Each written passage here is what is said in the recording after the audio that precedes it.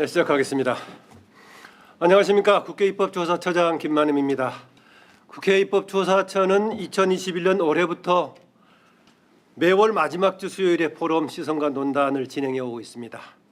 시선과 논단 포럼은 국정 현안과 국가 미래에 중요한 영향을 미치는 중대한 영향을 미치는 이슈를 놓고 각 분야의 최고 전문가를 모셔서 심도 있게 논의하는 자리입니다. 전문가 얘기를 들으면서 토론자와 질의응답을 가지는 형태로 진행이 됩니다. 오늘은 그 네 번째로 민주주의를 주제로 하고 있습니다. 민주주의의 새로운 도전과 과제입니다. 모든 게 그렇듯이 좋은 정치를 통칭해서 부르기도 하는 민주주의 역시 순조로운 방향으로만 진행되는 건 아닌 것 같습니다. 근래에는 세계적으로 이른바 스트롱맨이라고 부르는 사람 권력자들이 등장하고 또 새로운 정치 환경인 SNS 시대도 양면적인 영향을 미치고 있는 것 같습니다. 코로나 시대 행정 통제 문제도 민주주의와 관련해서 어떻게 볼 것인가 문제가 제기가 되고 있고요. 우리의 경우도 촛불 혁명으로 세계적인 주목을 받았습니다마는 진영 대립의 정치는 여전히 문제를 낳고 있습니다. 오늘 민주주의 관련 주제, 오늘 모신 분은 한국의 대표적인 민주주의 이론가 임혁백 고려대 명예교수입니다. 1980년대에 당시 민주화 변동 시기에 한국을 포함한 민주화 전환기에 그것을 주제로 시카고 대학에서 박사학위 논문을 쓰셨고 이후에 민주주의 관련해서 한국을 대표하는 이론가로서 또 대학 교수로서 후학들을 키우신 분입니다. 현재 고려대 명예교수로 계시고 또 광주 과학기술원의 석자 교수를 맡고 있기도 합니다. 어서 오십시오. 네, 우리 오늘 방송은 코로나 상황이기 때문에 줌으로 진행이 되고요.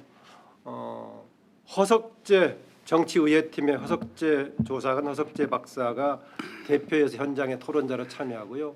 나머지 참석자들은 줌을 통해서 참석을 하게 됩니다. 참여하면서 질문을 주시면은 제가 대신해서 질문을 드리겠습니다. 오늘 먼저 임혁백 교수님의 모두 발언을 듣고 나서 질의응답 시간을 갖기로 하겠습니다. 교수님 부탁드립니다. 네. 먼저 이 시선과 논단에 초청해 주신 김만음 입법조사처장님께 감사드립니다. 제가 모두 발언에서 말씀드릴 것은 지금 전 세계적으로 민주주의가 말하자면 위기를 맞고 있습니다. 이 신흥 민주주의는 물론이고 선진 민주주의까지 위기를 맞고 있습니다.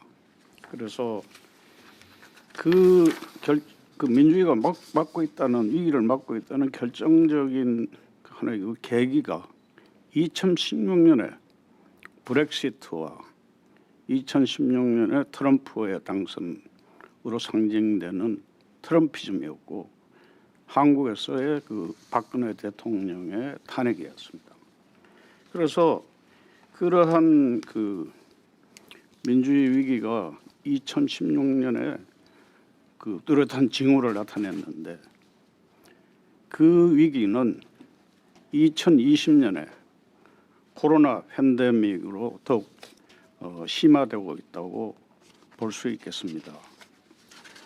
그래서 대체로 어떤 선진 민주주의의 위기와 신흥 민주주의 위기의 특징을 본다면 그 선진 민주주의 위기를 우리가 스텔스적 민주주의 위기라고 합니다. 그러니까 스텔스기처럼 보이지 않게 서서히 민주주의에 대한 가치와 신뢰가 침식하는 그런 방식으로 이루어지고 있다 해서 스텔스적인 민주주의 위기라고 부릅니다.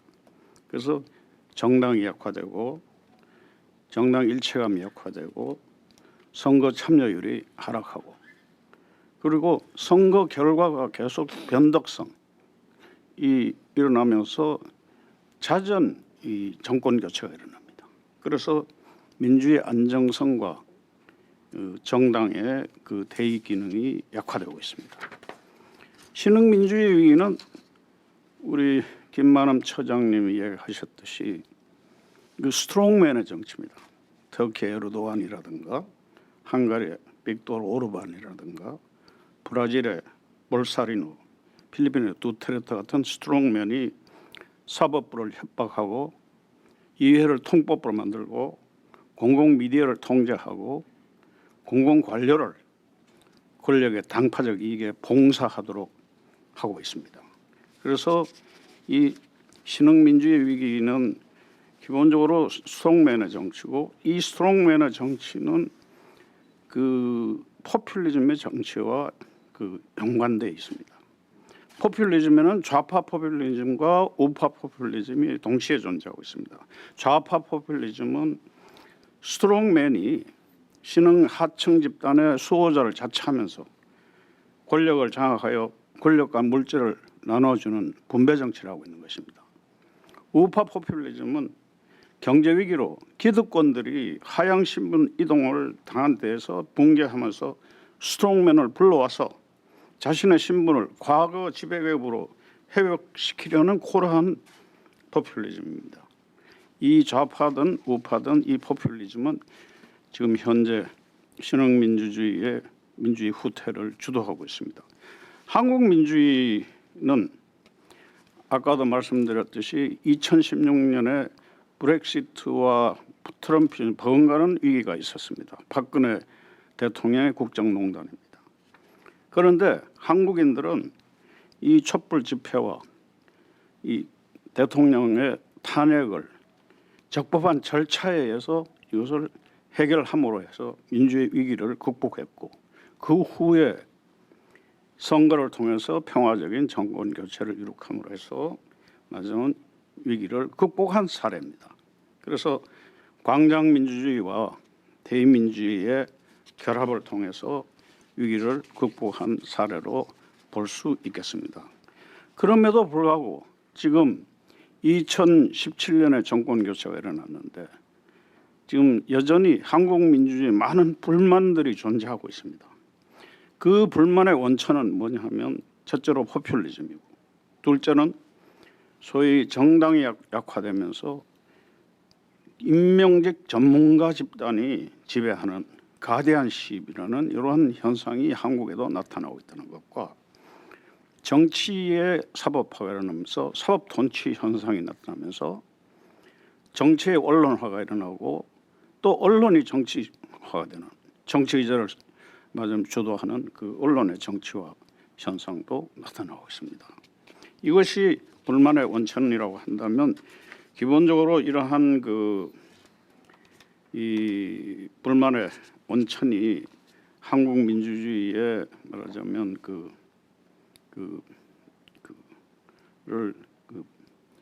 한국민주주의에 대한 어떤 실망과 불만을 키우는 요 원천이라고 할 수 있겠습니다. 그래서 앞으로 한국 민주주의의 이 과제는 뭐냐 하면은 이러한 포퓰리즘, 임명직 전문가 집단의 지배, 그리고 사법 통치, 그리고 정치의 사법화, 그리고 언론의 정치화와 정치의 언론화, 이 문제를 어떻게 우리가 슬기롭게 해결할 수 있는가에 한국 민주주의의 안정과 이 발전이 달려 있다고 봅니다. 이상으로 모두 발언을 마치도록 하겠습니다. 네, 이 교수님 고맙습니다. 여러 가지 말씀을 주셨는데요. 그중에서 가장 쉽게 눈에 들어오는 것 중에 하나가 지금 세계적인 민주주의의 위기 현상, 징후 관련해 가지고 브렉시트와 더불어서 트럼프의 등장, 또 두테르테 이런 얘기했었는데요. 그런 그 각국에서 이렇게 스트롱맨이라고 부르는 좀 민주주의의 속성하고는 결합 좀 안 맞는 이런 사람들이 등장하게 된 특별한 배경이 있습니까? 아니면은 정치의 속성에 언제든가 그런 리더십이 등장할 수 있기 때문에 그렇다고 보시는 겁니까? 어떻습니까? 스트롱맨의 등장은 그 일종의 이 포퓰리즘과 저는 연관이 있다고 봅니다. 왜냐하면 이 뭔가 이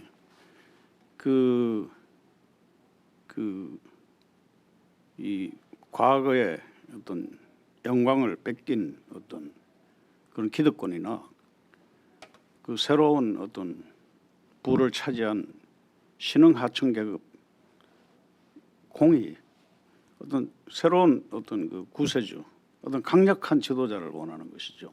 그것이 스트롱맨을 불러오는 그 원인이 되고 있지 않냐 이렇게 생각되고요.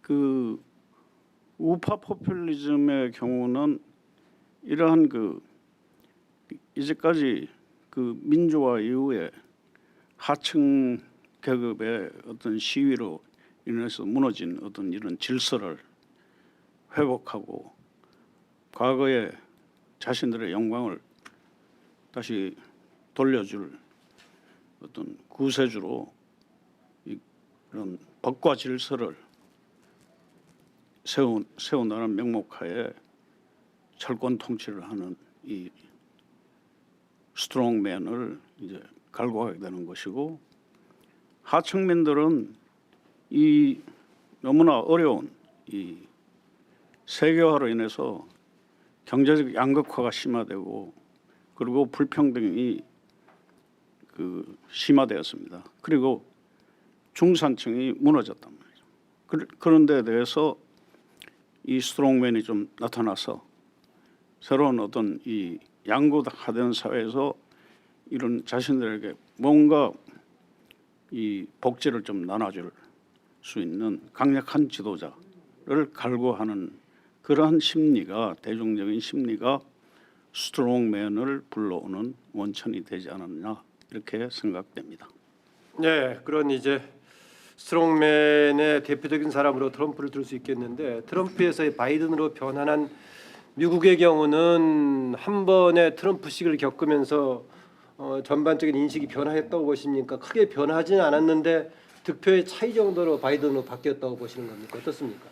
그게 저는 바이든의 당선은 미국 민주주의의 그 힘이라고 봅니다. 그러니까 역시 그 트럼프의 그 스트롱맨의 정치, 그리고 트럼프의 그 우파 포퓰리즘을 그 시민들이 역시 그 투표장에 나가서 이 투표라는 것이 우리가 종이돌이라고 그러거든요. 네. 과거에는 돌을 던졌는데 이제는 종이돌을 던져서 권력을 바꾼단 말이죠. 과거에 들은 도편 추방을 얘기하시는 거죠? 예, 예. 저 과거 뭐 스웨덴의 그 그림에 나오는데 그 아주 그 그림에 보면 페이퍼 스톤이라고 그래서 이 이제 창을 그 전투를 하는데 그 전투도인데 그게 종이에요. 이제 종이로 하는데 과거에는 그 칼과 창으로 권력을 바꿨는데 이제는 투표로 바꾼다는 것이 페이퍼 스톤이라고 제가 시카고 대학의 지도교수인 아담 사고르스키 예. 선생의 이제 책 이름이기도 합니다. 그런데 그렇습니다. 어쨌든 예. 미국인들은 이런 민주주의가 위기에 처했을 때 과감하게 가장 높은 투표율이었습니다. 과감하게 투표장으로 나아가서 완전 종이돌을 던져서 트럼프를 축출하고 말하자면 바이든을 세움으로 해서 미국 민주주의를 위기를 극복한 겁니다. 이것은 그 본질이 바뀌지 않은 것이 아니라 미국 민주주의가 말하자면 회복됐다. 나는 이렇게 보고 싶습니다. 그 2016년을 중요한 분기점으로 이제 세계 민주주의 위기 상황으로 보셨는데, 마침 우리는 그 시기에 대의민주주의 위기를 탄핵을 통해서 해결하면서 이른바 촛불 시민들의 참여로 위기를 바람직한 방향으로 질적인 도약까지 이뤘다, 이런 평가를 다른 글에서도 하셨던 것 같은데요. 그 이후로 그러면은 진전 과정이 정말 새로운 단계로 접어들었다고 보십니까? 아니면은 일시적인 위기의 극복이었다고 보십니까? 한국의 경우요. 한국의 경우는 그 아까 그 배경을 조금 설명을 하면요. 그러니까 이 우리가 신자유주의적인 어떤 이런 그 세계화 시대에 살고 있었습니다. 근데 2008년에 글로벌 금융위기가 월스트리트에서 자본주의의 심장부인 월스트리트에서 터졌습니다.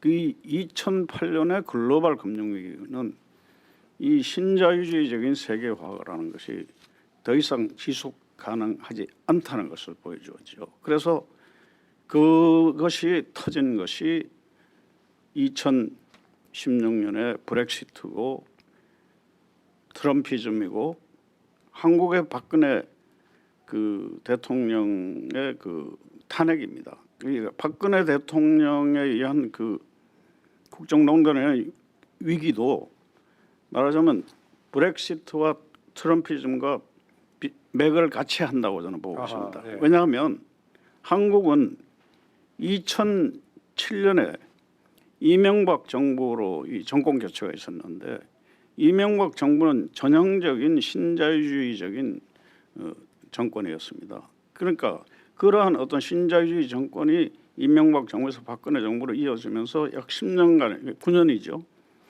9년 동안에 그 더 이상 이러한 그 신자유주의 정부가 초래한 어떤 불평등과 양극화 이런 것이 더 이상 민주주의와 양립할 수 없다 하는 것이 나타난 것이 그 촛불 시위였고 그 촛불 시위로 인해서 이제 탄핵과 정권 교체 이런 것이 일어났는데 결국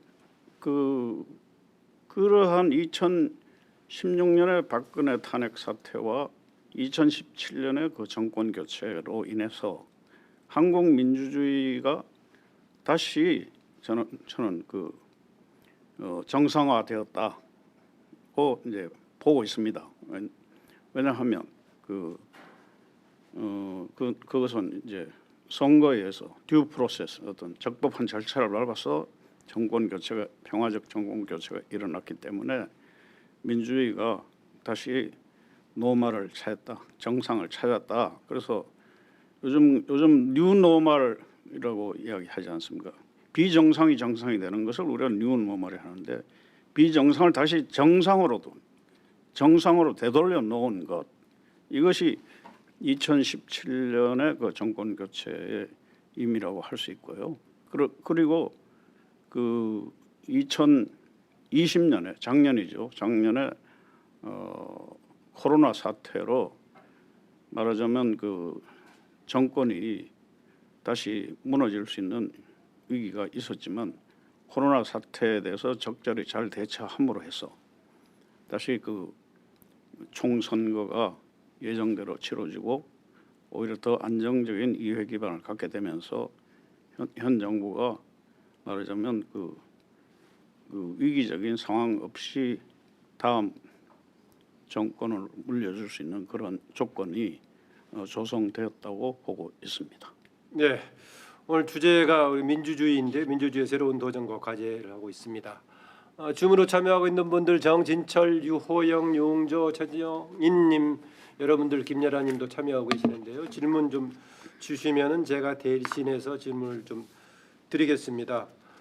우리가 과거의 민주주의 민주화 얘기하면 독재 정권이 없고 정치적인 억압이 없어지고 이렇게 쉽게 이해할 수 있겠습니다만은 최근에 민주주의의 여러 가지 문제에 대해서 임 교수님께서 대표의 실패 이런 말씀도 하셨는데요.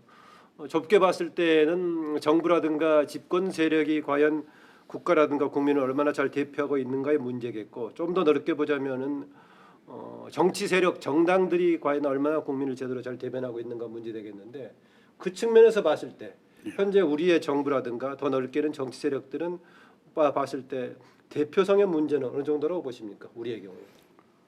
우리의 경우에 있어서 저는 이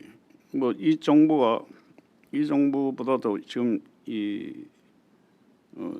집권 여당이 어느 정도 그러니까 자신들이 약속한 어떤 그 개혁이라든가 어떤 그 약자에 대한 어떤 대표라든가 이것을 하고 있다고는 저는 보고 있습니다. 그러나 최근 이 서울시장, 부산시장에서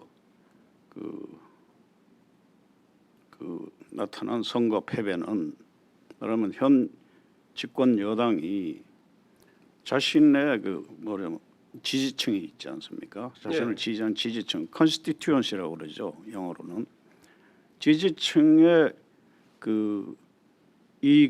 이익이나 지지층이 바라는 것을 제대로 대의하지 못했기 때문에 발생한 것이 아닌가 그런 생각이 듭니다. 그래서 그 선거 패배의 원인이 그렇다고 그러면 현 집권 여당이 일종의 그 대의에 그러니까 자신의 지지층을 대변하는데 실패한 대의에 실패했기 때문에 그 시장 두 개의 그 시장의 보궐선거에서 패배했다고 보고 이 집권 여당이 작년 총선에서의 어떤 지지를 다시 회복하기 위해서는 나름 잃어버린 그 지지자들 있지 않습니까? 예. 그 사람을 다시 돌아오게 할 수 있는 여러 가지 정책을 실현해야 된다 이렇게 생각합니다. 예, 정부 집권 세력에 대한 적극적인 지지층도 있겠고 뭔가 대안을 기대하고 또 비판을 하는 세력도 있을 것인데 그 점에서 봤을 때 야당은 나머지 세력을 잘 대표하고 대변하고 있다고 보시면 어떻습니까? 야당은 좀 그 사정이 복잡한데 이 뭐냐면 야당이 이 그 박근혜 대통령 그 탄핵에서 4분의 3이 넘는 의원들이 탄핵에 찬성을 했습니다.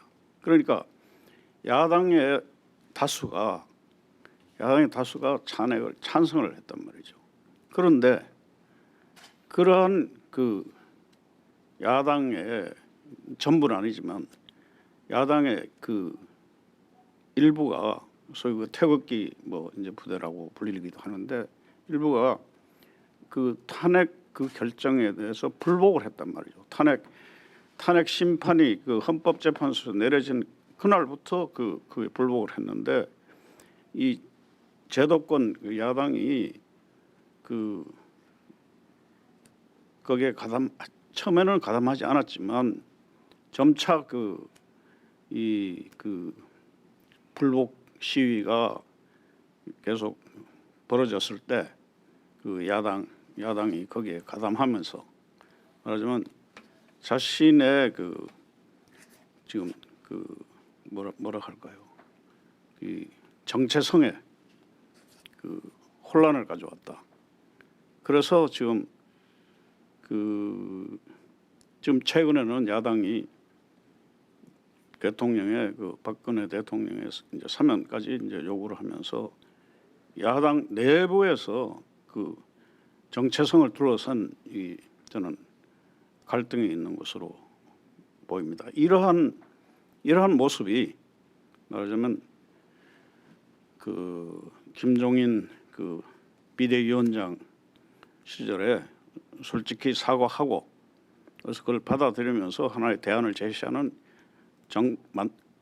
그런 정당으로 정상화시켰던 야당을 다시 분열되면서 지지율이 하락하는 것이 최근 여론조사에서 나타나고 있습니다.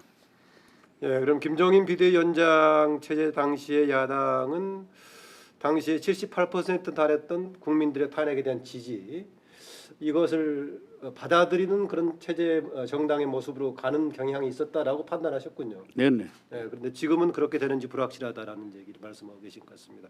그래서 여당 집권 세력도 초반에 지지 세력의 요구에 부응하는 쪽으로 갔었지만은 그동안은 지지 세력의 요구 기대를 대표하지 못했고 그 결과가 지난 두 개의 보궐선거의 참패로 나왔다 이런 지적까지 주셨습니다. 야당 역시도 가장 큰 문제가 국민들의 절대 다수가 탄핵에 같이 지지를 했었기 때문에 야당 또한 거기에 같은 바탕을 두었어야 되는데 입지를 잘못 잡았다가 최근에 좀 잡아가는 과정이 있었는데 김종인 대표 체제 이후에 좀 불확실성이 있다 이런 문제까지 주셨습니다. 네, 우리 허석재 박사 뭐 추가 질문 주시죠. 아까 임혁 백사님께서 그 트럼피즘이 이제 포퓰리즘과 민주주의 위기의 중요한 분기점이라는 말씀을 하셨는데요. 사실은 이제 공산권 무너지고 하면서 이제 사실 자유민주주의가 역사적 대세로 자리 잡으면서 뭐 역사의 종말이라는 말까지 나올 정도로 이제 민주주의가 대세를 이뤘다가 사실 민주주의가 다시 퇴행하기 시작한 건 이제 2000년대 초반부터 일어난 일인데 민주주의의 어떤 뭐랄까요 모국이라고 할 수 있는 미국에서 이제 이런 좀 민주주의가 좀 뒷걸음치는 현상이 일어나면서 전 세계적으로 이 소위 말하는 그 백슬라이딩 문제가 주목을 받게 되었던 것 같습니다. 그래서 이제 아까 선생님 말씀하신 대로 그 바이든 정부로의 이제 교체로 인해서 뭔가 이 흐름이 좀 바뀌거나 혹은 이제 끊길 수 있지 않냐는 기대들이 있는 것 같은데 이게 이제 미국의 세계에서 차지하는 위상 때문에 그 미국의 정권 교체가 세계적으로도 어떤 이 백슬라이딩 문제를 좀 지체시키거나 전환시키는 계기가 될 수 있을지 거기에 대한 좀 고견을 듣고 싶고요. 또 추가적으로 지금 바이든 정부는 그 민주주의 정상회의라고 해가지고 왜 민주주의라는 거를 지금 정부의 굉장히 중요한 국정 아젠다로 이제 삼고 있는데 이게 잘못하면은 이제 부시 행정부 때 왜 이라크 민주화한다고 했던 그런 데모크라시 프로모션이라고 하는 민주주의 증진 이런 활동을 해서 별 실익이 없고 오히려 그 외국에 대해서 어떤 갈등만 조장할 수 있다는 그런 우려도 제기되고 있습니다. 그래서 여기에 대해서 어떤 선생님의 의견을 여쭙고 싶습니다. 예. 네, 그 뭐 계속 그 국제 정치적인 이제 문제가 나오는데, 국내 정치는 제가 조금 더 질문 추가 드리겠습니다. 예. 네, 근데 그 바이든이 이제 미국 민주주의를 뭐 정상화 시켰는지는 모르지만 지금 그 바이든이 지금 등장한 이 시점은 뭐냐 하면은 이 동시에 민주주의 후퇴와 동시에 이 코로나 대질병이라는 팬데믹이라는 이것이 지금 여전히 세계를 지금 휩쓸고 수많은 인명을 말하자면 살상하고 있습니다. 그렇기 때문에 굉장히 그 많은 나라에서 이 스트롱맨의 정치가 정당화되고 이머전시 가보면 비상 국가, 비상 정부가 말하자면 강화되면서 오히려 이러한 어떤 그 신흥민주주의 국가에서의 어떤 스트롱맨의 정치 이것을 더 강화시키는 경향이 있어요. 그래서 이 이제 바이든이 이제 트럼프와는 달리 트럼프는 굉장히 그 고립주의적이고 보호주의적이고 미국 우선주의를 했지 않습니까? 다른 나라는 민주주의를 하든 뭐 독재를 하든 우리는 상관없다. 이제 이 오불 관원의 어떤 이런 그 자세를 취했는데 바이든은 역시 윌슨적인 전통이 있지 않습니까? 국제주의 전통, 예. 미국 민주당에. 그러니까 그 역시 그 민주주의 정상회의를 통해서 전 세계적인 어떤 민주주의 후퇴에 대해서 우리가 같이 한번 논의를 해보고 전 세계적인 민주주의 후퇴를 다시 정상으로 되돌릴 수 있는 길을 모색하자 하는 이제 취지에서 그 민주주의 정상회의를 추진하고 있는 것 같습니다. 그러나 공식적으로 공표된 그러한 언술과는 달리 많은 사람들이 그 민주주의 이 정상회의를 말하자면 트럼프 때 그 힘으로 중국을 봉쇄하던 정책을 말하자면 그 연성으로 어떤 이 대화의 방식으로 이것을 다시 그 대중국 봉쇄 정책의 일환으로 이것을 추진하고 있는 것이 아닌가 하는 그 뜻이 있다고 많은 그 국제 정치 전문가들이 지적을 하고 있습니다. 그래서 그 속내라는 것이 상당히 좀 의심스러운 데가 있다. 진정으로 어떤 그 신흥민주주의 국가의 민주주의 회복을 바라기보다는 오히려 그 민주주의 하는 나라, 우리 서로 민주주의 하는 나라끼리 좀 뭉쳐서 중국을 독재를 하고 있는 중국을 봉쇄하자 하는 뭐 그러한 뜻이 있지 않는가 하는 그런 그 견해들이 많이 나오고 있습니다. 저도 상당히 그 일리가 있다는 그 생각을 하고요. 그리고 이것이 그 부시 대통령의 이제 데모크라시 프로모션이라는 것은 요 차이는 뭐냐면 둘 다 이제 그 부시의 데모크라시 프로모션이라는 것은 우리가 외생적 민주화라는 외부 세력의 민주화 중에 이것은 그 강압에 의한 일방주의적인 민주주의의 의식 같은 그런 성격이 있습니다. 데모크라시 프로모션이. 그렇지만 그런 바이든의 민주주의 정상회의라는 것은 부시와 같이 그 힘으로 그 나라를 민주화하겠다는 것보다 기왕의 민주주의를 하고 있는 나라들끼리 모여서 대중국 그 봉쇄 전선을 형성하자는 그런 뜻이 있는 점에서 그 민주화의 그 내용이 좀 차이가 있는 게 아닌가 이렇게 생각합니다. 네, 뭐 세계 전략의 차원에서의 그 문제를 좀 볼 필요가 있다는 말씀이었습니다. 지금 줌으로 참여하고 있는 분들 계속 질문을 많이 주셨는데요. 질문을 해야 될 만한 걸 다 포함해 주셨습니다. 이정진님은 정당 정치 문제에 관해서 디지털 정당에 대한 정당 정치 가능성 질문 주셨고, 제도 개혁으로서의 견을 통한 내각제 문제를 김준님이 주셨고, 우리 실장 같습니다 주셨고, 김봉주님은 균형 감각 있는 책임윤리 가지고 있는 정치인들 리더십 문제입니다. 더불어서 시민 교육, 정치 문화가 되겠는데 더불어서 또 제도 개혁까지 주셨습니다. 제가 차근차근 질문을 또 가닥 쳐서 좀 드리기로 하고요. 이걸 하나 질문 드리겠습니다. 아까 광장 정치 관련해서는요. 탄핵의 중요한 계기가 됐고 우리나라가 6월 항쟁도 결국은 광장을 통해서 민주화를 이뤘던 계기였고 이후의 과정에서 촛불이 등장하고 그랬습니다. 그래서 바로 대의 정치의 한계를 우리 시민들이 스스로가 광장 정치를 통해서 극복하고 보완을 해왔죠. 그런데 근래 와서 광장은 시민 통합의 무대, 직접 정치의 무대의 성격뿐만이 아니라 오히려 정치적 분열과 진영 정치의 도구화되어 있는 그런 경향이 있지 않느냐라는 우려도 있습니다. 한국의 장점이었던 광장 정치의 최근 경향을 어떻게 보고 계시는가요? 네,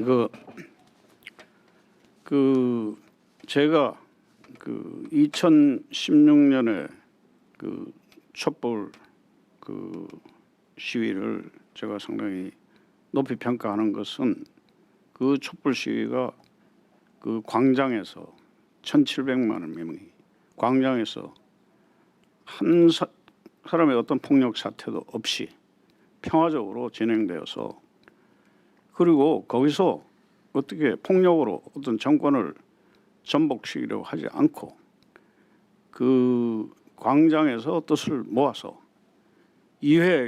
국회에게 국정농단을 하고 있는 박근혜 대통령을 탄핵하라고 명령을 했습니다. 광장의 명령이라고 했습니다. 그래서 그 광장의 명령을 받아서 그러니까 광장 민주주의라는 것은 굉장히 고대 아테네의 그런 아고라 민주주의의 그런 광장 민주주의 성격이 있었고 그 이회는 대의민주주의의 그 대표인데 이회는 그 광장의 명령을 받아서 박근혜 대통령을 탄핵하고 적법 절차에 따라서 헌법재판소는 그 파면을 결정을 했습니다.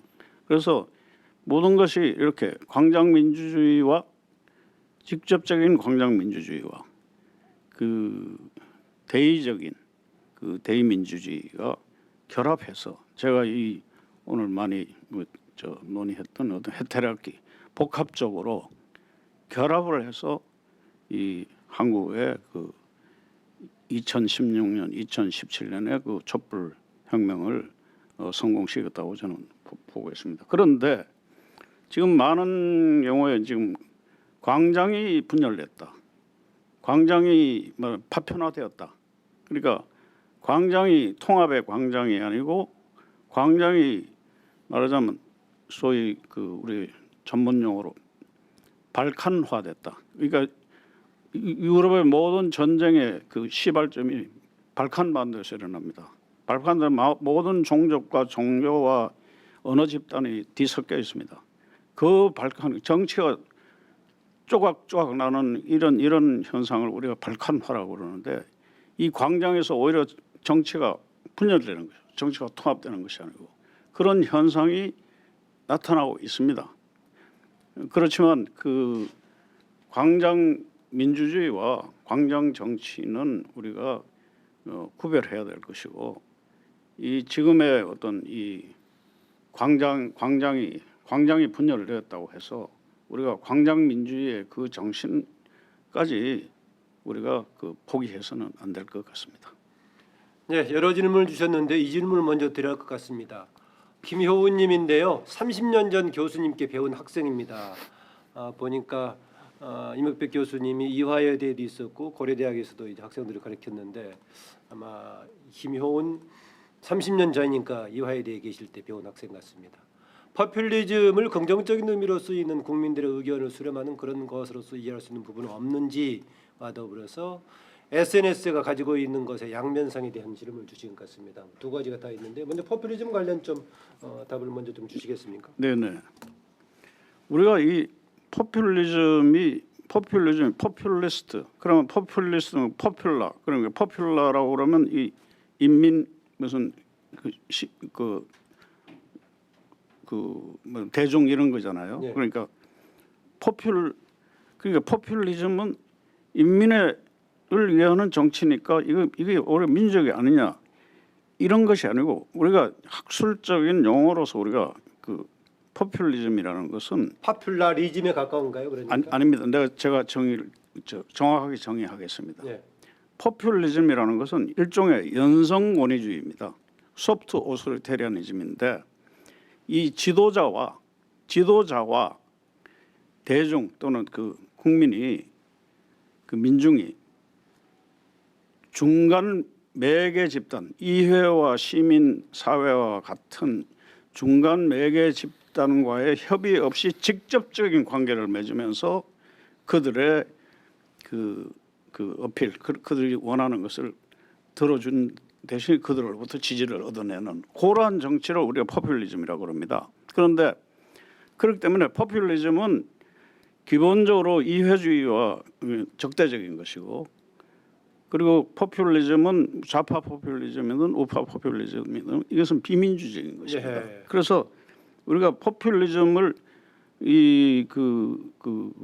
말하자면 이 민주주의와 양립할 수 있지 않겠느냐 하는 이런 이야기를 하는데 저는 그렇지 않다고 봅니다. 그러니까 이 뭐 포퓰리즘이 선거를 통해서 포퓰리즘이 등장할 수 있죠. 트럼프와 같이.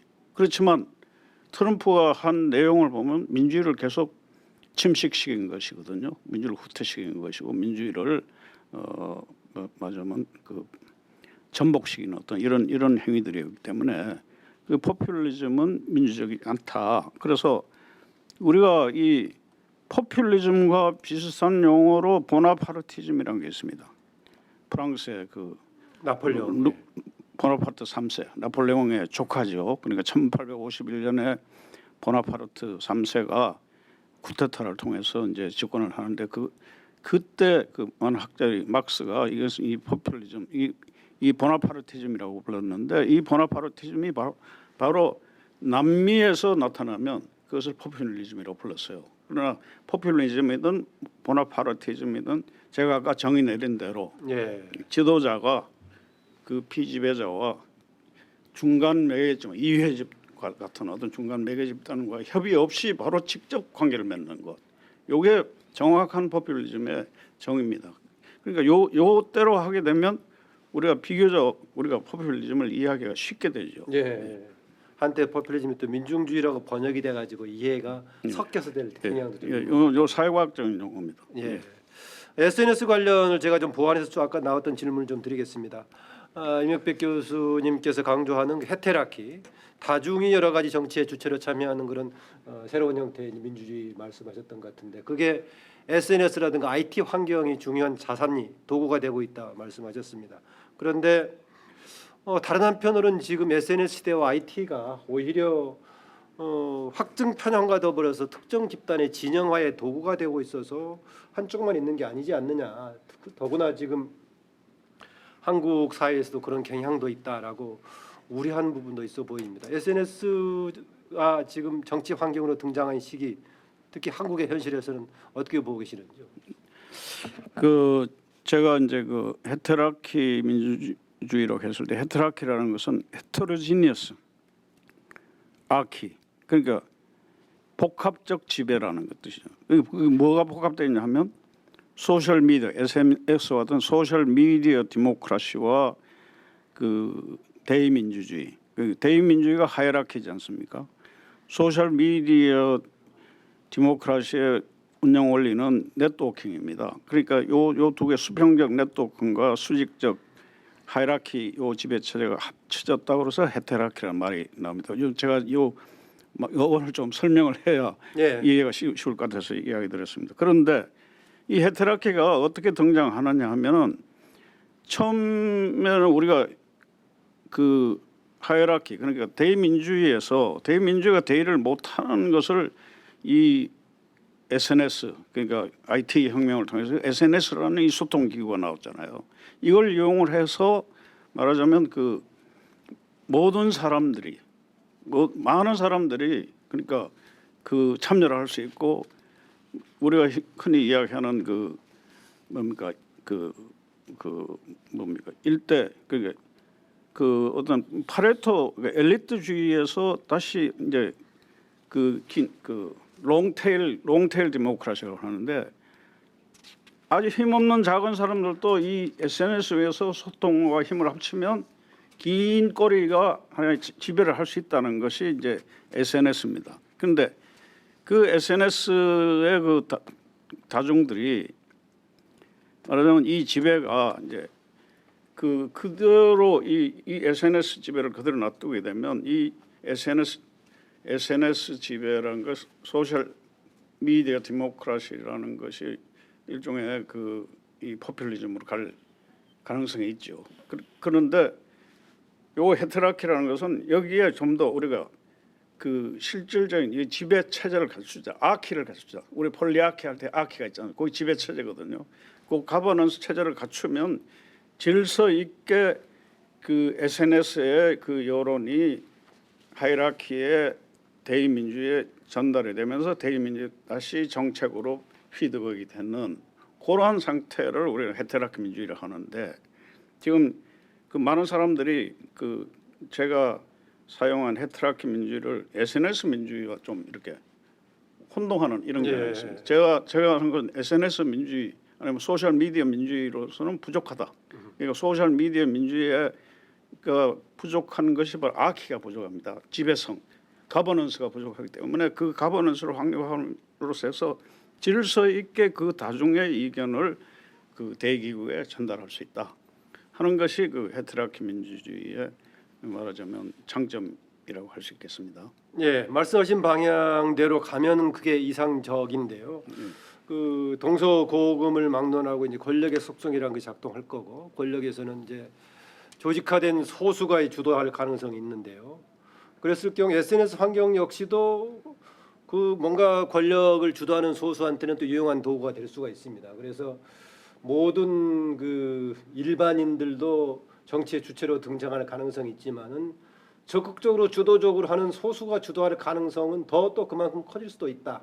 예컨대 조지 오웰이 얘기했던 빅브러더의 가능성까지 포함해가지고 소수가 오히려 주도할 가능성도 있는 우려는 없다고 보십니까? 어떻습니까? 있습니다. 이제 그래서 제가 이 헤테라키적인 어떤 가버넌스 갖춰야 된다는 게 중요한데 우리가 이 그 소셜 미디어라든가 SNS에 대한 어떤 가버넌스를 갖추지 않으면 대체로 이제 두 가지 경향이 나올 수 있습니다. 하나는 정보 독재. 그러니까 소수가 정보를 가지고 그것을 빅브라더처럼 사회를 이제 통제하는 것이죠. 완전히 그것이 이제 우리가 정보 독재라고 한다면 다른 하나는 이 가버넌스가 갖춰지지 않음으로 해서 이 정보 애나키즘이 나옵니다. 애나키. 그러니까 정보 무정부주의가 나오게 되면 그야말로 전혀 규제받지 않는 그 사이버 에티켓을 갖추지 않는 모든 혼잡스러운 그 언어들이 난무하고 비방과 욕설과 이것이 그 SNS의 이 장을 달구게 됩니다. 그렇게 되면 자연히 그러한 상태, 무정부 상태 하에서 말하자면 포퓰리즘이 번식할 수가 있다. 저는 그렇게 보고요. 그렇기 때문에 이러한 어떤 정보에 대한 그 보편적인 접근권, 그러니까 모든 시민들의 모든 정보를 접근할 수 있는 법인 접근권을 확보하고 모든 정보를 유효한 정보를 제공을 하고 빅데이터를 통해서 정보를 애널라이즈, 정보를 분석할 수 있는 애널리틱스를 알려주고 그리고 그 정보가 말하자면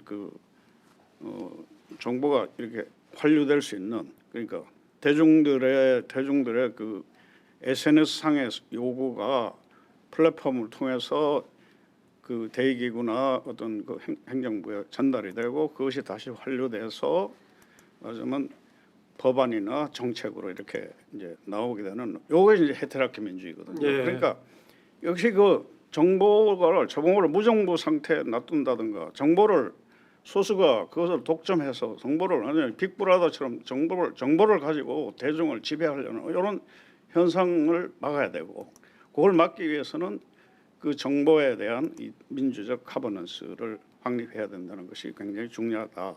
저는 그렇게 생각합니다. 네, 연관된 질문일 수 있겠는데 질문을 지금 많이 줘서 다 소화하기 좀 어려울 것 같은데 뒤쪽에서 오늘 제도 관련 질문을 드리기로 하고요.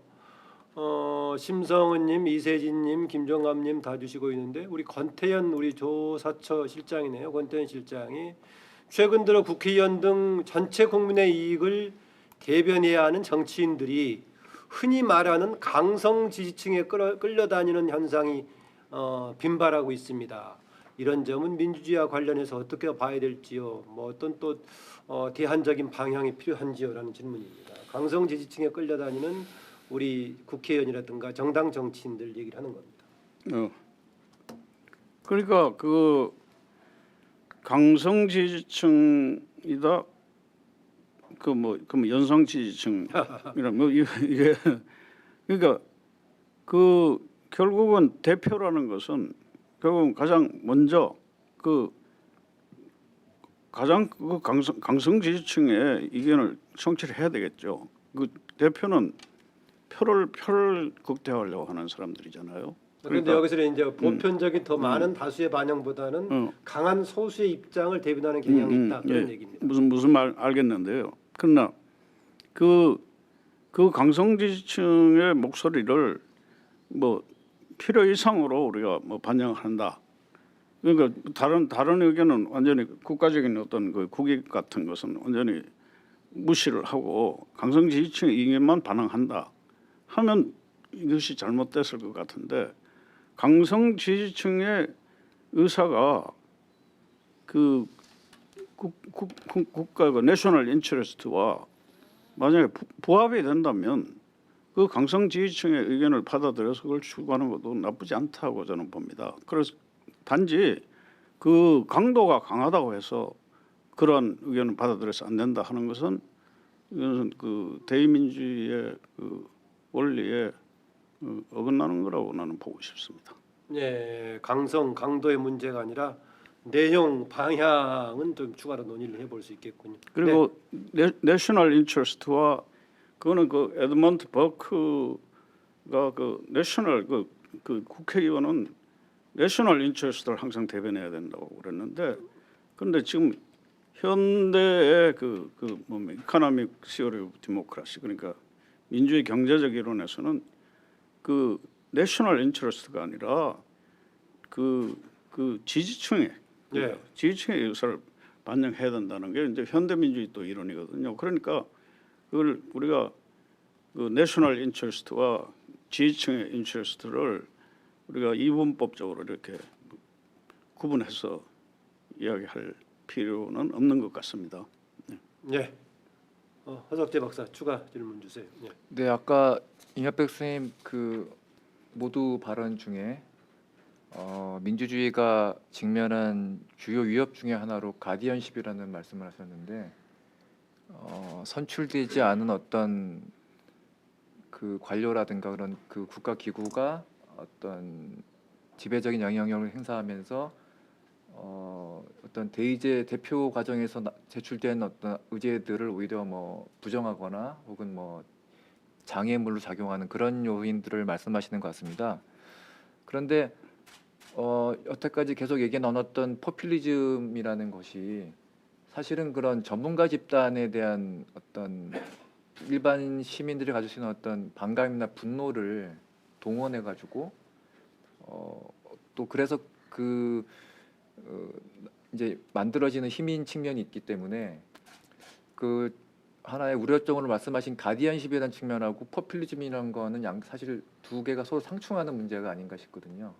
그래서 가령 지금 코로나19 대응 과정에서도 포퓰리즘 지도자들이 자꾸 실패하는 이유가 어떤 과학이나 혹은 그 전문 관료들의 의견에 대해서 자꾸 무시하고 또 자기 마음대로 하다가 이제 브라질이라든가 아니면 미국 같은 데서 이제 방역에 실패하는 경우가 나타났는데 이 가디언십이라는 거하고 포퓰리즘이라는 거 간에 상충한다고 제가 그 이해되는 부분에 대해서 선생님 의견을 여쭙고 싶습니다. 네, 이거는 우리가 그 가디언십이라는 말은 그 민주주의의 그 세계적인 그 대가였죠. 그 로버트 달이라고요.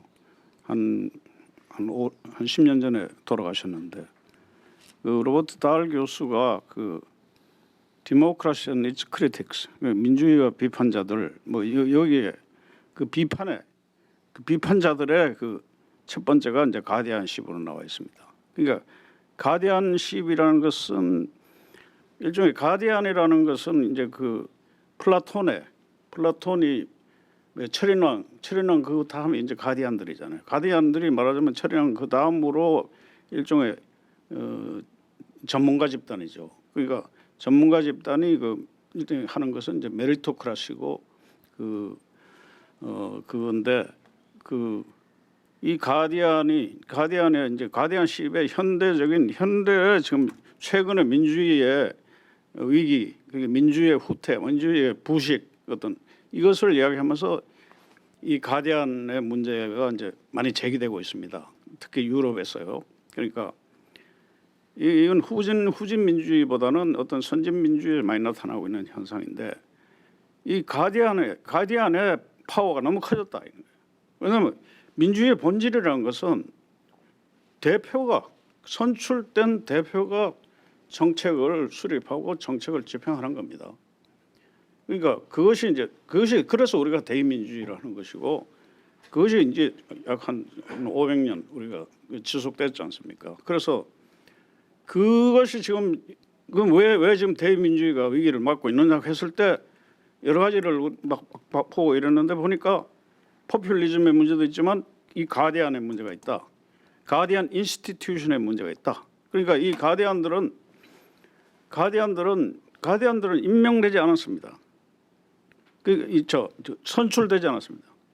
선출되지 않고 임명되는 기준이 뭐냐면 엑스퍼티스라고 해요. 그러니까 전문성에 의해서만 임명되는 거예요. 국민이 원해서 임명된 거 아니에요. 그러니까 전문성에 의해서 임명됐기 때문에 국민의 그 통제, 국민의 민주적 통제에서 벗어나 있는 경우가 많다는 거예요. 너무나 이 자율적인 영역이 많이 주어진단 말이에요. 갈수록 경향이 가디언십이라고 우리가 얘기했을 때는 그러한 경향이 벗어나 있기 때문에 그 민주주의가 쇠퇴한다는 건 뭐냐면 대의민주주의가 대표 힘이 약해진다는 거예요. 정당과 그 의회 힘이 약해지고 오히려 그 전문가죠. 임명되지 않는 전문가 집단이 선출되지 않은 임명직 전문가 집단이 선출된 그 대표의 통제를 벗어나서 자신들의 전문성에만 의존해서 정책을 할 때는 그건 실패하게 돼 있습니다. 그건 왜냐하면 국민들이 원하는 걸 해야 되거든요. 민주주의라는 것은. 예. 그래서 지금 많은 경우에 규제위원회라든가 감사원이라든가 어떤 이런 지금 한국에도 이런 문제가 나타나고 있잖아요. 이 가디언들이 어떤 민주적 통제를 벗어나서 오로지 전문성에만 의존해서 이걸 할 때 그 일종의 포퓰리즘이 일어날 수도 있고요. 가디언에 의해서. 그래서 또한 이 뭐가 일어날 수 있냐면 부패가 일어날 수 있습니다. 가디언들이 민주적 통제를 벗어나게 되면 필연적으로 부패하게 돼 있거든요. 이익 집단과 공모하고 결탁해서 이 부패가 일어날 수 있다. 그래서 많은 어떤 이 전문직 어떤 이 집단에서 문제가 지금 민주주의 위기를 일으키는 것이라고 많은 지금 민주주의 학자들이 지적을 하고 있습니다. 뭐 여러 가지 질문이 있는데요.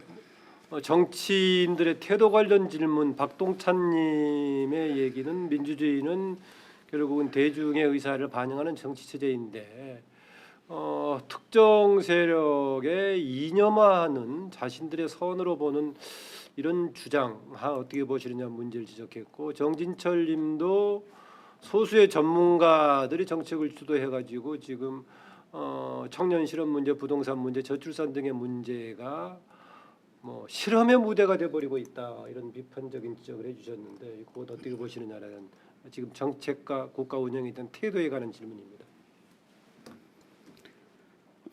그거는 특정 세력이 이념화하는 것은 이제 지금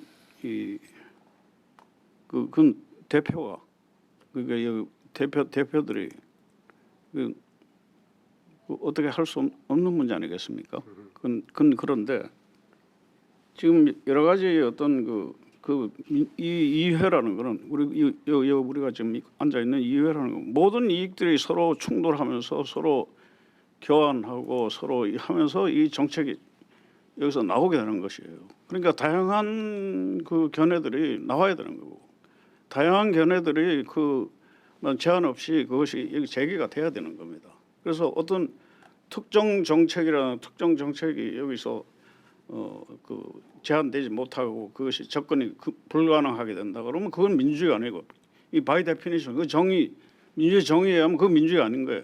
그렇기 때문에 이것이 자유롭게 뭐 청년 실업, 뭐 저출산 문제 그 모든 문제가 이제 제기되고 국회에서 그것을 녹여야 되는 거 아니겠느냐. 그래서 우리 나라를 위해서 가장 바람직한 어떤 정책을 만들어내는 것이 국회의 임무겠죠. 네. 전진영님이 질문을 두세 개를 줬는데요. 또 줬네요. 국회의원이 자신의 지지 기반의 이익만을 대변할 경우에 혐오시설 건설과 같은 국가적인 정책 결정이 이루어지기 어려운 문제가 발생합니다. 이럴 경우에는 일정하게 전체를 대표해서 공리적인 역할을 수행하는 수탁자로서의 역할도 조금 인정해야 되지 않을까요? 라는 질문이었습니다. 그거는 이제 이제 수탁자와 대리인의 문제인데 이제 질문을 들어보니까 그 대리인이라는 것은 델리게이트고 수탁자는 피두시알이라고 그래서 이제 우리가 수탁자는 어떻게 신탁의 개념을 보면 됩니다. 신탁을 우리가 어디 신탁을 해놓으면 그 신탁 기간 중에는 그 돈에 대해서 전혀 그 신탁 돈을 맡긴 사람이 간섭을 할 수 없게 되어 있습니다. 신탁 기간이 끝났는데 맡겨놓은 신탁자가 신탁을 받은 사람이 그걸 어떻게 운영하는 그 결과를 그대로 받아가면 되는 거예요. 그러니까 그 신탁에 돈을 맡긴 사람은 전혀 발언권이 없습니다. 그런데 델리게이트는 다릅니다. 델리게이트는 항상 그 대리인이죠. 주인의 말을 들어야 되는 거예요. 주인의 말을 듣지 않으면 처벌을 받게 됩니다. 그래서 메디슨이 미국 민주주의를 이렇게 쓸 때, 미국 헌법을 쓸 때 이게 델리게이트라고 그랬습니다. 미국의 그 대표는 델리게이트다. 그러니까 자신들의 그게 있는 게 아니라 국민들을 위임받은 것을 수행하는 거예요.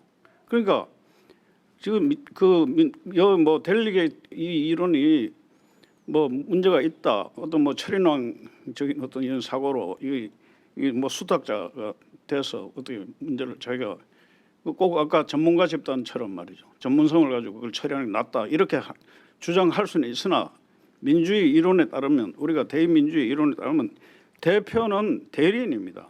대표는 대리인이고 그 대리인이 주인이 프린시팔이잖아요. 국민이잖아요. 주권자의 말을 거역하고 말을 따르지 않았을 때는 다음 선거에서 처벌을 받는 겁니다.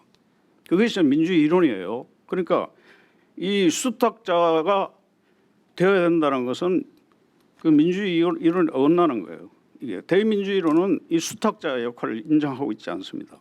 대민주주의는 오직 대표는 델리게이트다 이렇게. 네.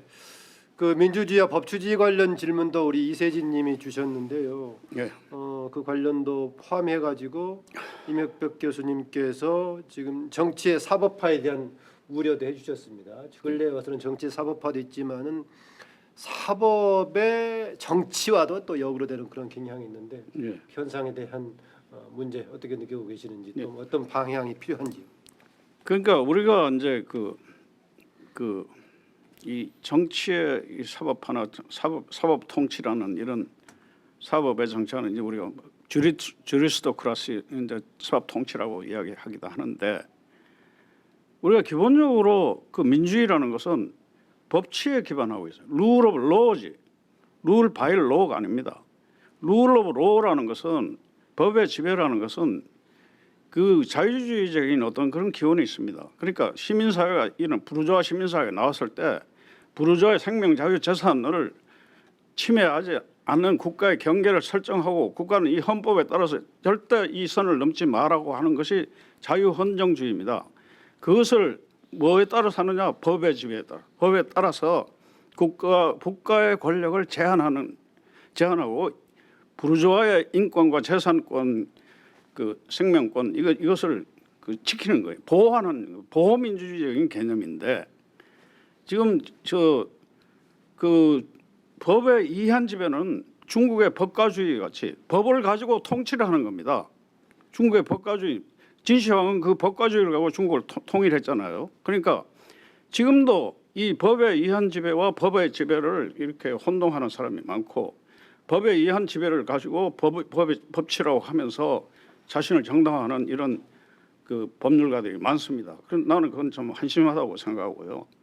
법치라는 건 민주주의의 필수 불가능한 조건으로서 법치라는 법의 지배입니다. 룰 오브 로. 그러니까 그 개인의 인권을 보호하고 그리고 사적 개인의 생명, 자유, 재산을 보호하는 것이 이것이 법치의 근간이란 말이죠. 그런데 그것을 하지 않고 이제 그걸 하는데 지금 이제 사법의 그 정치의 사법화와 그 사법 통치의 문제는 뭐냐면 지금 많은 이거는 대표의 실패 중에 나는 전형적인 예라고 봅니다. 모든 문제를 대표가 아까도 말씀한 델리게이트이 스스로 해결해야 되는데 델리게이트들의 대표가 스스로 해결하지 않고 법률에 쟁송에 의존한단 말이에요. 약간하면 소송하고 좀 고발하고 그러잖아요. 그러다 보면 누가 결정권을 갖게 됩니까? 그 검찰이나 판사가 결정권을 갖게 되면 이게 정치의 사법화란 말이죠. 그러니까 정치가들이 아니면 대표가 스스로의 권한을 방기를 하는 거예요. 스스로의 임무를 방기하는 겁니다.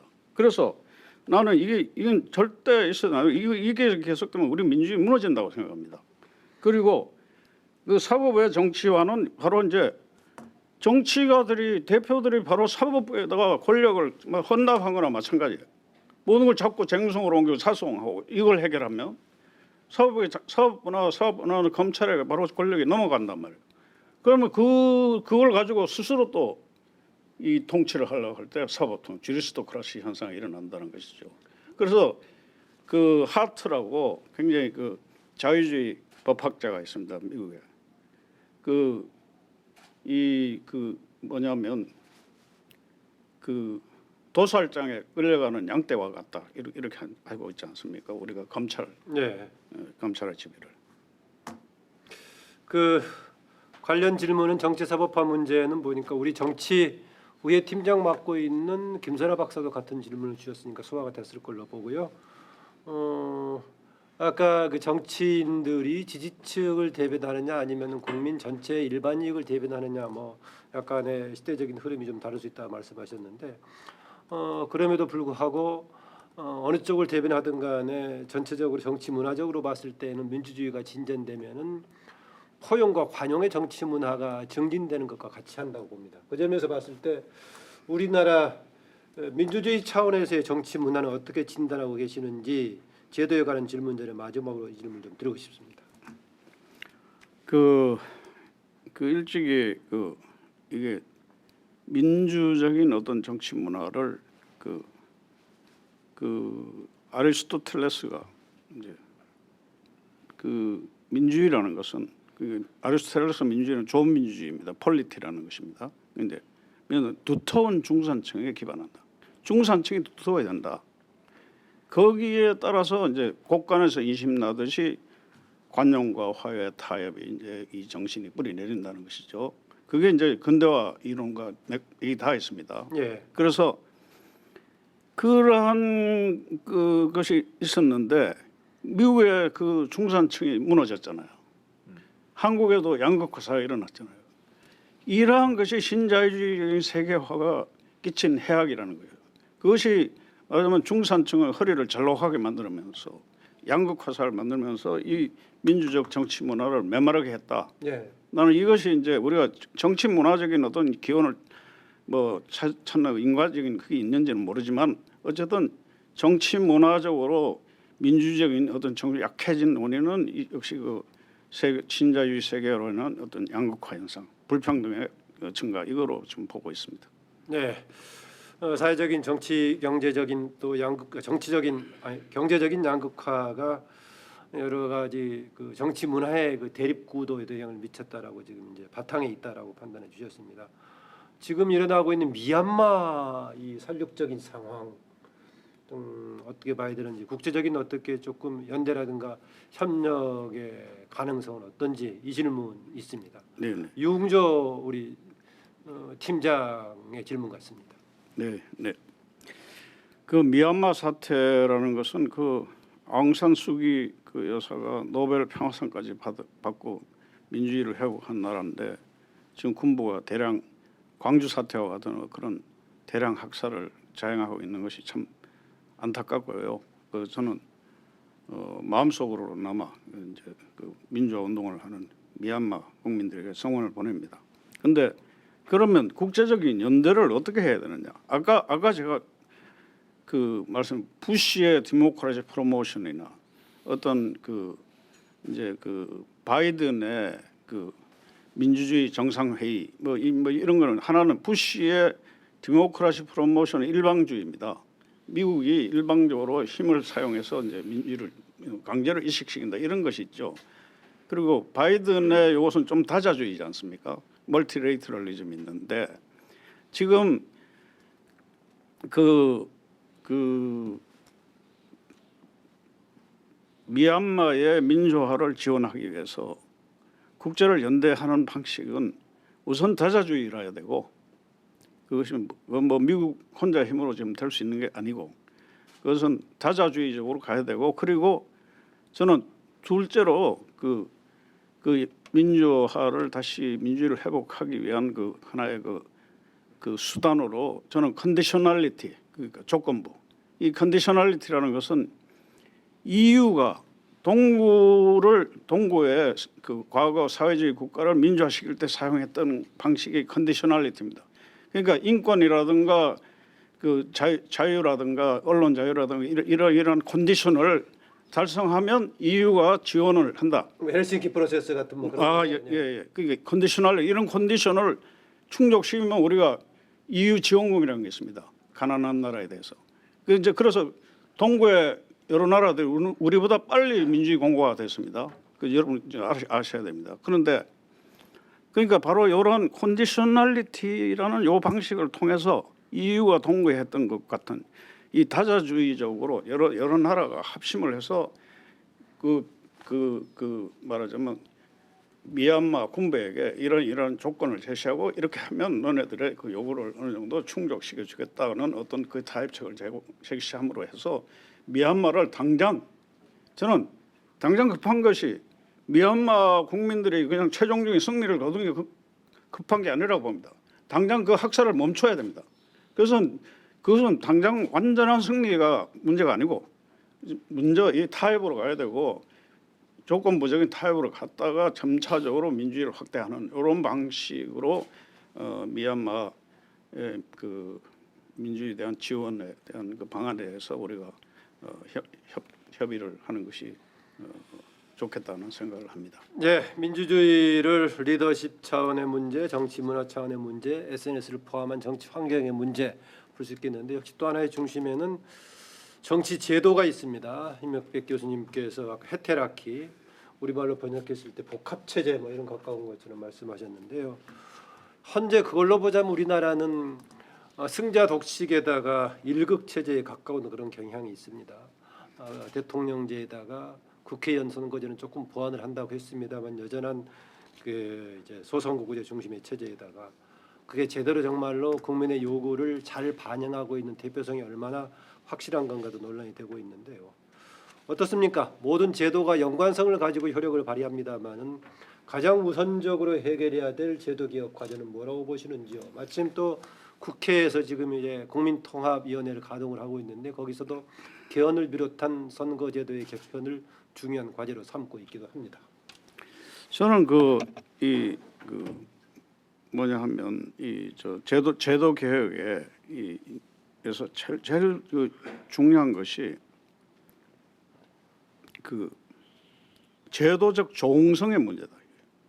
그 대통령제를 하고 있는데 다당제를 하게 되면 실패하게 되죠. 그럼 다당제를 하고 있는데 소선거구제를 하면 안 되잖아요. 그러니까 이 선거제도와 정당제도와 그 권력 구조가 이 조응을 해야 돼. 잘 조응을 해야 그 제도가 통합적으로 성공할 수 있다. 이렇게 보는데요. 그래서 지금 근데 제가 여러 번 이런 정치 제도 개혁의 문제를 좀 다뤄봤습니다. 다뤄봤는데 역시 그 문제 그 핵심이 이 선거구제에 있더라는 거예요. 선거구. 네. 선거구인데 우리는 이 좀 더 이런 지금 이러한 승자 독식을 해소하고 일국 체제를 해소하기 위해서는 이건 좀 더 타협적인 어떤 이런 체제 있잖아요. 그리고 콘센슈얼한 합의적인 어떤 이런 체제로 가야 되는데 이걸 하려면 당연히 그 비례대표제 그러니까 비례되면 PR이라고 프로포셔널리티 있잖아요. 그 PR 이수를 해야 되는데 이 PR 제도가 1871년에 덴마크에서 처음 도입이 됐습니다. 처음 돼서 이 PR 제도야말로 이 민주주의 200년 역사의 최고의 정치 제도적 혁신이라고 찬사를 받고 있습니다. PR 제도를 통해서 노동자 계급이 자본주의 내로 흡수가 됐습니다. 체제 내화됐단 말이죠. 그래서 어떤 계급 타협의 문제를 해결함으로 해서 자본주의적인 민주주의가 계속 살아남게 되는 어떤 결정적인 계기를 마련한 게 PR입니다. 독일이고 이제 북유럽이 전부 PR을 하고 있지 않습니까? 그래서 이 PR을 하려고 그러면 이제 비례가 돼야 되는데 이 그 선거구에서 비례를 하려고 그러면 적어도 300석에서 100석은 비례를 해야 되는데 지금 이게 뭐 한 40석, 50석 이걸 갖고 안 됩니다. 안 되는데 왜 그렇게 못하냐? 옛날부터 계속 PR 한 100석은 해야 된다. 선관위에서도 100석 해야 된다고 그랬는데 국회의원들의 그 자기 지역구 지키기예요. 한 석도 양보하려고 하지 않습니다. 그건 뭐 당연하지 않겠습니까? 인간의 이기적이니까. 그러니까 이 문제를 어쨌든 먼저 해결해야 이 비례 대표제를 도입을 하고 나서 그다음에 그러면 자동적으로 정당 체제가 바뀌게 됩니다. 바뀌게 되면 거기에 따라서 이제 권력 구조도 개편할 수 있는 어떤 이런 개헌 문제도 이제 논해 볼 수 있는데 우선 이 국회의원들이 자기 지역구를 지키게 따라서 이 비례 의석을 늘리는데 전혀 꼼짝도 하지 않으면 이건 개혁은 처음부터 실패하게 돼 있어요. 예. 여러 가지 제도들이 상호 관련을 맺고 있고 서로 맞아떨어져야 된다. 아까 조응이라는 표현을 주셨는데요. 해야 되는데 우선적으로 해결해야 될 제도적인 개혁 과제로 국회의원 선거제에서 비례대표 강화 확대 말씀하셨습니다. 제가 질문 드리려고 했던 것을 답변을 주신 것 같은데요. 그렇게 하다 보면은 정당 정치도 개선이 될 거다라고 말씀하셨습니다. 그런데 당장은 비례대표가 결국은 정당을 통해서 매개가 되는데요. 정당들의 문제가 아주 큰 상황이라면은 사람들이 과연 그 비례대표에 대해서 좀 안심을 할 수 있을지 되게 수없이 반복된 논의이긴 합니다만 다시 한번 듣고 싶습니다. 네, 이제 지금 정당이 지금 우리는 양당제잖아요. 다른 군소 정당이 있지만 사실상 양당제예요. 한국은 계속 양당제가 지금 계속 되고 있습니다. 이건 대통령제를 하고 이 조응이 되기 때문에 이게 불가피한 점이 있지만 이제 우리가 김대중 대통령 때 2004년인가 그때 선거 제도 개혁을 해서 그 비례대표가 그 비례대표 방식이 선출 방식이 정당 투표로 바뀌었지 않습니까? 그래서 민노당이 10몇 석을 얻게 돼서 제3당이 됐고, 그래서 그 상당히 비례대표를 도입한 결과로 인한 이제 온건 다당제가 이제 출현을 했는데, 그 이후에 그 온건 다당제를 지켜야 될 그 민노당이 붕괴를 했습니다. 붕괴를 하고 그걸 말하면 지금 정의당으로 바뀌어버렸어요. 근데 이 정의당은 그 기왕에 그 민주노동당이 대표하려고 했던 노동자의 표를 아니라 지금은 그 정의당이 뭐냐면 여성의 표에 그 여성당 비슷하게 되어버렸단 말이에요. 그러니까 컨스티튜언시가 달라졌어요. 그러니까 그러한 그 예를 들면 그 정당의 벌써 성격이 벌써 달라지면 이 어떤 세력, 원래 비례대표는 어떤 우리가 고전적인 개념은 계급 타협인데, 그래서 노동자 정당을 노동자의 표를 체제 내로 이제 흡수하는 것인데, 지금 어떤 새로운 정치로 인해서 이제 여성의 표를 이제 흡수하는 건지는 몰라도 어쨌든 이 그 비례대표의 효과로 인해서 온건 다당제를 이끌어 나가야 할 이 정당의 책임이 굉장히 크다.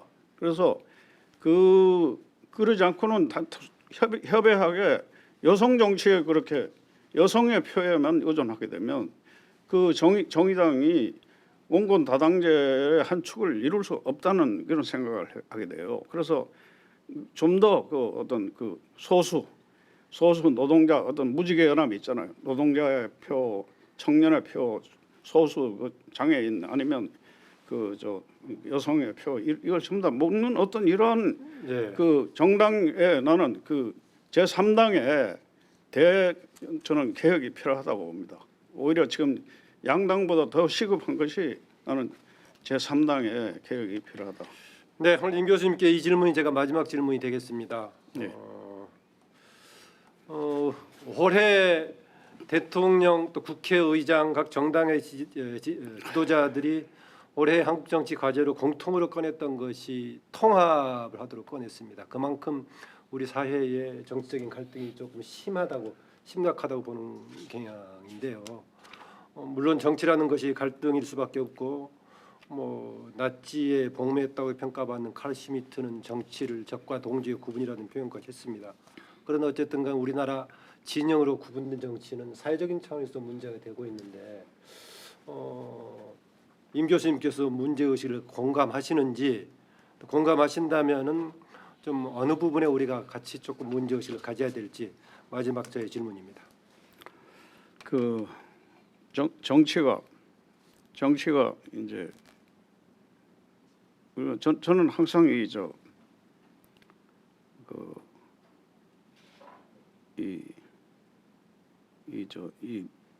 민주주의를 볼 때 그 메디슨이 쓴 그 페더럴리스트 페이퍼를 많이 보는데, 그 메디슨이 이렇게 이야기했어요. 자기는 휴어 디모크라시를 디자인한 것이 아니다. 그러니까 순수 아테네식의 어떤 순수 민주주의를 디자인한 것이 아니고 공화주의를 디자인했다. 리퍼블릭을 디자인했다고 했습니다. 그런데 왜 그러냐면 그 퓨어 데모크라시에서는 순수 민주주의에서는 파당이 지배한다는 겁니다. 아까 우리 처장님이 한 진영 같은 이런 거죠. 파당이 지배. 파당은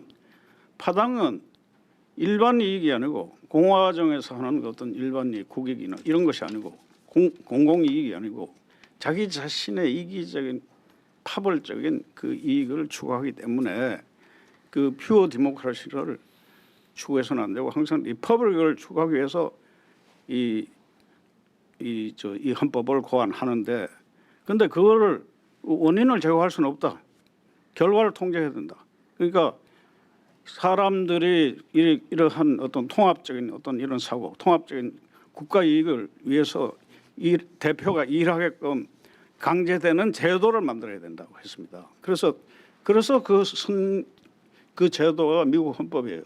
그래서 그 헌법이라는 황금 제수복이 들어가면 어쩔 수 없이 자기 이기적인 이익은 다르더라도 그 제도 속에 들어오면 공익을 추구하는 내셔널 인트레스트 추구하는 그런 정치인 대표가 될 수 없게끔 만드는 것, 이것이 메디슨의 그 열쇠다. 네. 이제 이렇게 보는데, 역시 그 저기 정치 문화도 굉장히 중요하지만 우리가 이런 어떤 그 아까도 비례대표 이런 것도 나왔지만 이런 통합을 추구할 수 있는, 그러니까 그 정치인들이 이러한 헌법적인 아니면 제도적인 법적인 이 틀에 들어가게 되면 자신도 좀 통합적인 어떤 사고를 하고 통합적인 이익을 추구할 수 있게끔 하는 어떤 그 제도적 예. 틀을 마련하는 것이 나는 우리 정치가 통합의 정치를 가는 데 있어서 굉장히 중요한 것이다. 이렇게 말씀드릴 수 있겠습니다. 네, 임 교수님 오늘 긴 시간 동안 여러 가지 고견 감사드립니다.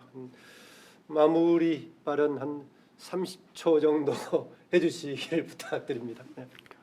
그 많은 분들이 이 한국 정치가 상당히 분열되어 있고 진영으로 나누어져 있고 상당히 그 말하자면 파편화되어 있다는 우려를 하고 하시는 것을 잘 들었습니다. 저도 이제 그 이런 어떤 광장의 정치가 파편화의 정치가 아니라 통합의 정치로 갈 수 있는 방향을 이 헤테라키 민주주의에서 저도 찾고 있는데 앞으로도 계속 이러한 통합 정치가 구현될 수 있는 어떤 제도적 디자인 여기에 주로 초점을 맞춰서 연구를 할 예정입니다. 여러분 감사합니다. 네, 고맙습니다. 임익백 교수님 긴 시간에 걸쳐서 이렇게 해주셨는데요. 또한 여러분들 정치 얘기는 평상시 식사 자리, 술자리에서도 얘기 많이 하고 하루 종일 방송에서도 얘기하기도 합니다. 오늘 보기에 따라서는 조금 어려운 내용도 있었을 수 있을 것입니다. 전문가적인 입장에서 오늘 깊이 있게 민주주의 문제에 대해서 논의해 볼 수 있는 쉽지 않은 여러분의 기회를 가지셨다고 봐서 많은 생각을 주셨습니다. 감사드리고요. 이걸 토대로 해서 조금 더 진전된 논의를 앞으로 우리가 할 수 있을 겁니다. 시선과 논단 민주주의를 주제로 한 민주주의의 새로운 도전과 과제, 세계적인 추세와 더불어서 특히 우리가 당면하고 있는 한국의 민주주의 과제에 관해서까지 같이 논의해봤습니다. 다음 달에 실시되는 5차 시선과 논단은 한국 사회 최근에 가장 중요한 문제 중에 하나 뭔지 아시죠? 부동산 문제를 주제로 해서 다루게 됩니다. 계속해서 입법정책 토론회 시선과 논단 관심 가지고 참여 부탁드립니다. 오늘 여기서 마치겠습니다. 고맙습니다. 잠깐만 그대로 앉아 계세요.